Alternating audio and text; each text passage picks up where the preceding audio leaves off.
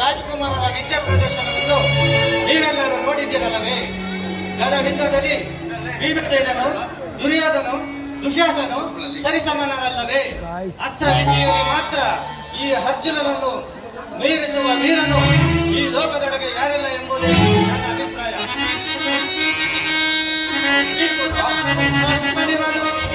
ಅಖಿಲ ಶಾಸ್ತ್ರ ವಿದ್ಯೆಯು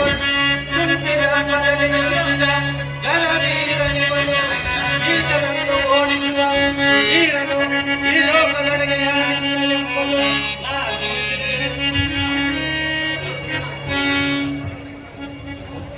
ನಾನಿರುವೆನು. ನೀವು ಅನುಮತಿಯನ್ನು ಕೊಟ್ಟರೆ